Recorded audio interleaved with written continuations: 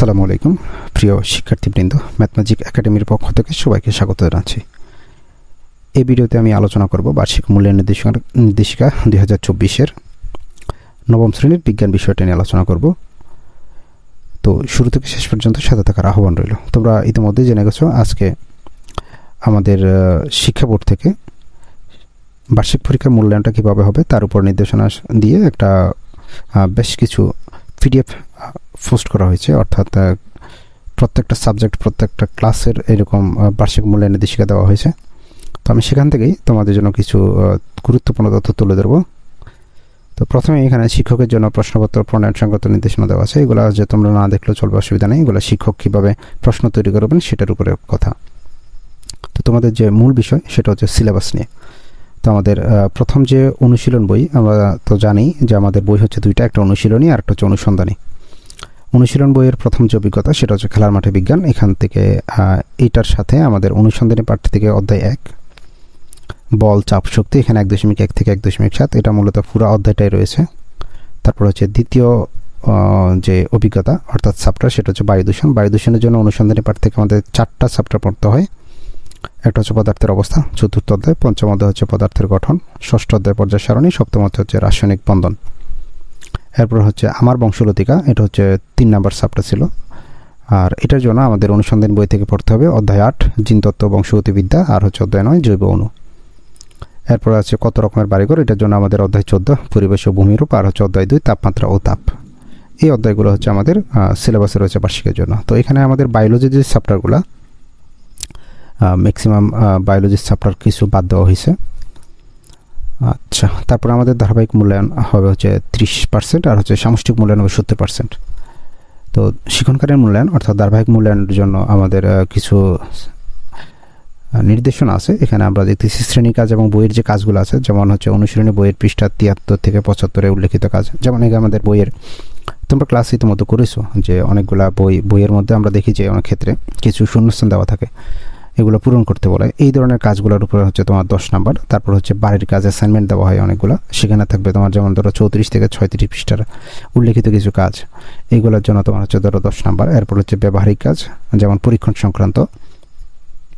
অনুশীলন বই আমরা যদি দেখি 43 থেকে 47 পৃষ্ঠায় কিছু কাজ ব্যবহারিক কাজ আছে, মানে প্র্যাকটিক্যাল যেগুলো করতে হয়, এটার উপরে হচ্ছে তোমার 10 নাম্বার। এভাবে টোটাল 30 নাম্বার হচ্ছে তোমার শিক্ষণকালীন মূল্যায়নের উপর, অর্থাৎ তোমার ক্লাস চলাকালীন সময় শিক্ষক এই 30 নাম্বার তোমার জন্য বরাদ্দ রাখবেন।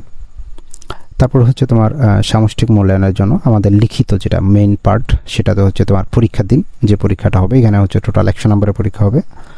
তো প্রশ্নে যা যা থাকবে, একটা হচ্ছে বহু নির্বাচনী প্রশ্ন থাকবে হচ্ছে 15টা এবং 15টা উত্তর দিতে হবে।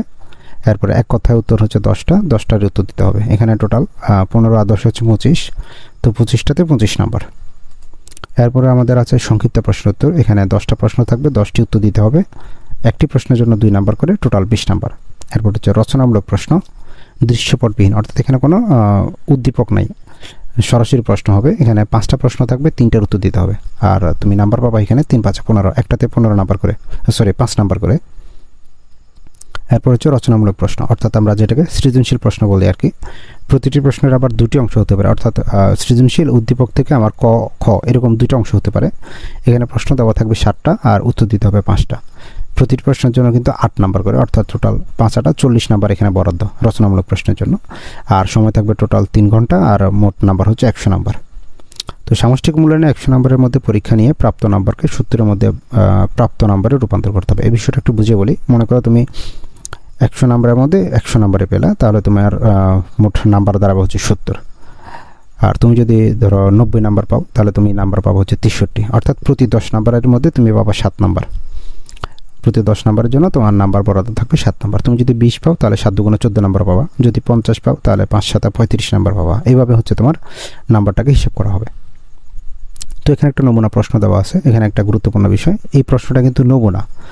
এইখানে যেমন প্রশ্ন আছে এই ক্যাটাগরির প্রশ্নই তোমাদের আসবে, তবে এই প্রশ্নগুলো যে আসবে তার কোনো হিসাব নেই। এমন প্রশ্ন আসবে না, এই প্রশ্নগুলো আসতে পারবে না, এই বিষয়ে কিন্তু কড়া নির্দেশনা দেওয়া আছে। তো এখানে দেখো এই যে বহু নির্বাচনী প্রশ্ন, পূর্ণমান হচ্ছে 25, প্রতিটি প্রশ্নের মান 1, সঠিক উত্তর খাতায় লিখতে হবে। এখানে টিক চিহ্ন দেওয়ার কোনো সুযোগ নেই, খাতায় লিখতে হবে। বহু নির্বাচনী প্রশ্ন হচ্ছে 15টা, আর এক কথায় প্রশ্ন হচ্ছে 10টা। তো এখানে বেশ কিছু প্রশ্ন দেওয়া আছে এমসিকিউ, তোমরা দেখতে পাচ্ছ। টোটাল হচ্ছে এই যে 15টা এমসিকিউ, তারপরে এক কথায় উত্তর দেখতে পাচ্ছ তোমরা হচ্ছে এই যে ছোট ছোট প্রশ্ন যেগুলো এক কথায় উত্তর দেওয়া যায় এরকম প্রশ্ন আছে 25টা। আর খ বিভাগ সংক্ষিপ্ত প্রশ্নের উত্তর, এখানে পূর্ণমান হচ্ছে 20, 10টি প্রশ্ন, প্রতিটি প্রশ্নের মান হচ্ছে 2 করে। এখানে যেমন কিছু ছোট ছোট প্রশ্ন দেওয়া আছে, সংক্ষিপ্ত প্রশ্ন 2-4 লাইনে তুমি উত্তর দিয়ে দিতে পারবা এরকম আর কি।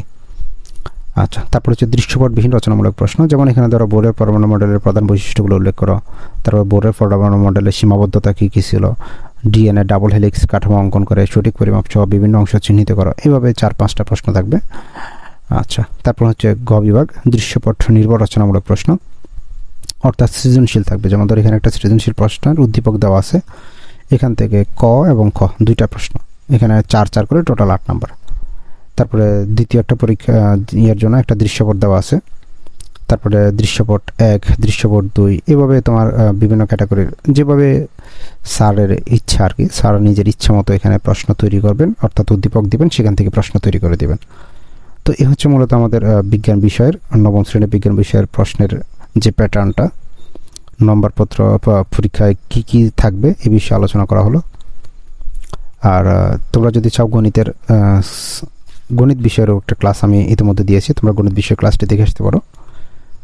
তো দেখা হচ্ছে পরের ভিডিওতে। সবার জন্য শুভকামনা রইল। সবাই ভালো থাকবেন। আসসালামু আলাইকুম।